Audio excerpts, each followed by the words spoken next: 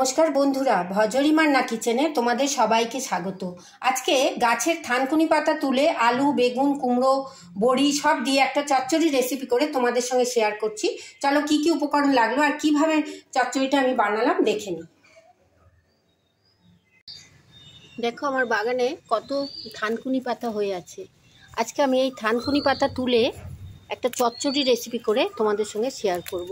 এই থানকুনি পাতা খেতে একটু তেতো তেতো লাগে, কিন্তু না, এটার খুব খাদ্য গুণ আছে, এটা খুব উপকারী। এই দেখো এরকম আমি এক ঝুড়ি পাতা তুলে নিয়ে চচ্চড়ি করে তোমাদের সঙ্গে শেয়ার করছি। এটা আমার বাগানের থানকুনি পাতা। থানকুনি শাকগুলোকে আমি তুলে নিয়ে দেখো একটা ঝাঁঝরি থালা নিয়েছি, তার মধ্যে আমি একটু সুন্দর করে পরিষ্কার করে ধুয়ে নিয়েছি পাতাগুলোকে। এরপর আমি এই থানকুনি পাতার চচ্চড়িটা করার জন্য এখানে একটু বেগুন নিয়েছি, আলু নিয়েছি, কুমড়ো, পেঁয়াজ কুচি, লঙ্কা, এই দিয়ে আমি থানকুনি শাকের চচ্চড়িটা রান্না করে তোমাদের সঙ্গে শেয়ার করছি। চলো রান্নাটা শুরু করছি।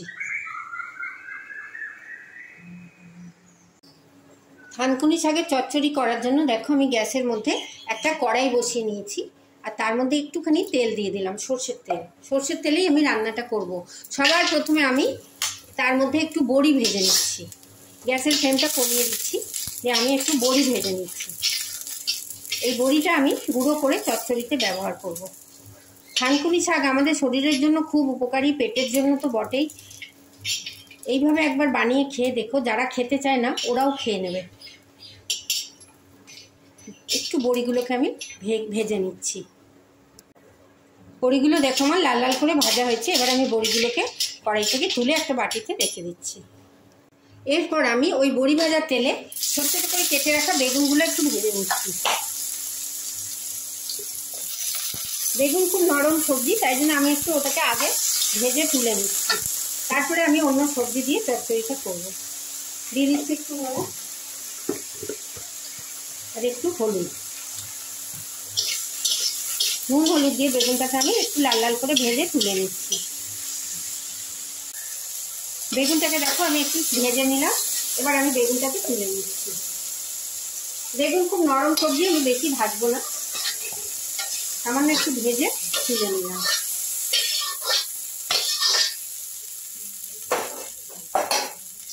এইবার আমি এই বেগুন ভাজা তেলের মধ্যে আর একটু তেল দিয়ে দিচ্ছি। তেলটা যখন একটু গরম হয়ে এসছে তখন এর মধ্যে একটুখানি দিয়ে দিচ্ছি একটা শুকনো লঙ্কা, আর দিচ্ছি একটু পাঁচফোড়ন। পাঁচফোড়নটা একটু বেশি লাগে এই চচ্চড়িটায়। পাঁচফোড়ন আর শুকনো লঙ্কাটা যখন ভাজা হয়ে গেলে তখন আমি এর মধ্যে একটু কুচনো পেঁয়াজ দিয়ে দিলাম।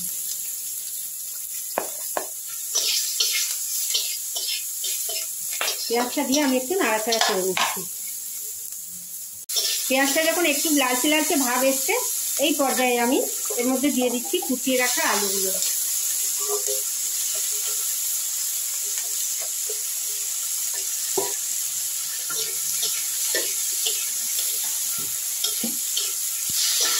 আলুর উপরে দিয়ে দিচ্ছি হালকা একটু নুন আর একটু হলুদ।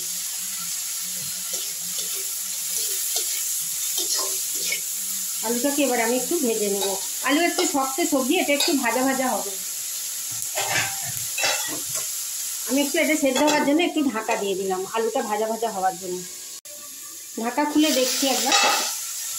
2 মিনিট মতো আমি আলুটা পেঁয়াজ, শুকনো লঙ্কা, পাঁচফোড়নের থেকে ভেজে নিলাম। আমার রান্না করতে করতে আলুটা সেদ্ধও হয়ে যাবে। এর মধ্যে আমি একটু কেটে রাখা কুমড়ো দিয়ে দিলাম। অনেকে ঝিঙেও দেয়, আমি ঝিঙে দিলাম না। আলু, বেগুন, কুমড়ো দিয়ে আমি থানকুনি শাকের চচ্চড়িতে রান্না করছি। কুমড়োটাও একটু ভাজা ভাজা হবে, তাই জন্য আমি আরেকবার ঢেকে দিলাম। একবার ঢাকা খুলে দেখে নিচ্ছি। আলু, কুমড়ো, পেঁয়াজ সব ভাজা ভাজা হয়ে গেছে। এবার আমি গ্যাসের ফ্লেমটাকে একটু কমিয়ে দিলাম। এটা আমি একটু গুঁড়ো মশলা অ্যাড করছি। দিয়ে দিচ্ছি একটুখানি জিরের গুঁড়ো, একটু ধনের গুঁড়ো, আর একটুখানি ঝালের জন্য লঙ্কার গুঁড়ো। ঝালটা তোমরা দিও, অপশনাল, এটা তোমরা তোমাদের পছন্দ মতো দিও। এই জিরে, ধনে, লঙ্কার সঙ্গে আমি সবজিগুলোকে একটু নাড়াচাড়া করে নিচ্ছি। সবজিটা আরও 2 মিনিট ভাজা ভাজা করলাম। এরপরে আমি এখানে দিয়ে দিচ্ছি ধুয়ে রাখা থানকুনি শাকগুলো। এগুলো আমি খুব ভালো করে পরিষ্কার করে ধুয়ে নিয়েছি, একদম বাগানের টাটকা শাক। শাকটা আমি দিয়ে দিলাম। শাকটা দিয়ে আমি সবজিগুলোর সঙ্গে নাড়াচাড়া করে নিচ্ছি।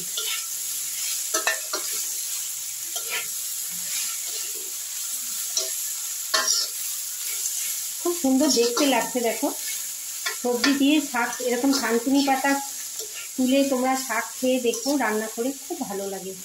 এটাকে একটু আমি ঢাকা দিয়ে দিচ্ছি যাতে শাকগুলো নরম হয়ে যায় নুনের সঙ্গে। একবার ঢাকা খুলে শাকটাকে আমি নেড়ে দিচ্ছি। বেশ নরম হয়ে গেছে শাকটা। এই পর্যায়ে আমি দুটো কাঁচা লঙ্কা দিয়ে দিলাম আর একটু চিনি দিয়ে দিলাম। একটু মিষ্টি মিষ্টি হবে এই শাকটা, হালকা একটু চিনি দিয়ে দিলাম যাতে লঙ্কা মিষ্টি স্বাদটা শাকের মধ্যে আসে। এবার আমি কি করব, এই সমস্ত সবজিগুলো আরেকটু সুসিদ্ধ হওয়ার জন্য অল্প একটু জল দিয়ে দিলাম। জল দিয়ে আমি এবার ভালো করে আলু কুমড়ো এগুলো সেদ্ধ করে নেব। উপকরণ আমার সব দেওয়া হয়ে গেলে আমি একটু ঢাকা দিয়ে এটাকে সেদ্ধ করে নিচ্ছি। একবার দেখে নিই। শাকটারও জলটা অনেকটা শুকিয়ে গেছে, সব দেখো সবজিগুলোও সেদ্ধ হয়ে গেছে, সব অর্ধেক হয়ে যাচ্ছে। এই পর্যায়ে আমি ভেজে রাখা যে বেগুনগুলো ছিল সেইগুলো এর মধ্যে মিশিয়ে দিলাম। বেগুন খুব নরম সবজি বলে এগুলোকে আমি সবার শেষে দিলাম। বেগুনটাকে আমি মিশিয়ে দিয়ে একটু নেড়ে চেড়ে নিচ্ছি।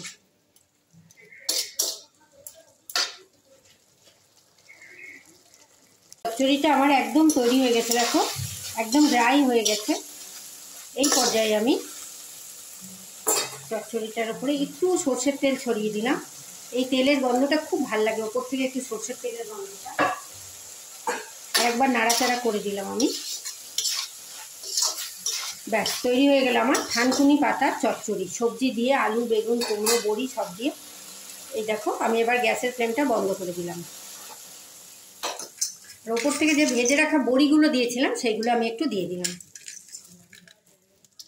এবার আমি এটাকে একটা প্লেটে তুলে নিচ্ছি।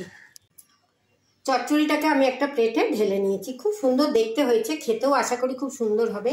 এই থানকুনি শাক পেটের জন্য খুব ভালো।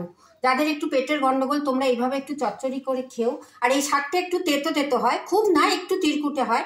তাই জন্য আমরা যেরকম ভাতের সঙ্গে আগে উচ্ছে সেদ্ধ খেয়ে অন্য সবজি খাই, সেরকম এইটাও তোমরা শুকনো ভাতে একটু স্টার্টার হিসেবে খেয়ে তারপরে অন্য সবজি দিয়ে ভাত খেতে পারবে। দেখো এই তরকারিটা আমি ঢেলে নিয়েছি। যদি আমার এই চচ্চড়ির রেসিপিটা তোমাদের ভালো লাগে, অনেক লাইক শেয়ার কমেন্ট করো, সাবস্ক্রাইব করে বেল আইকন প্রেস করো যাতে আমার নিত্য নতুন সমস্ত রান্নার ভিডিও তোমরা সবার আগে দেখতে পাও। কোন বন্ধু কোথা থেকে দেখছো জানিও। সবাই খুব ভালো থেকো, সুস্থ থেকো, সাবধানে থেকো। এইভাবে একবার থানকুনি পাতার চচ্চড়ি করে ঘরে খেয়ে দেখো, কেমন লাগলো কমেন্ট বক্সে লিখে জানিও। ধন্যবাদ।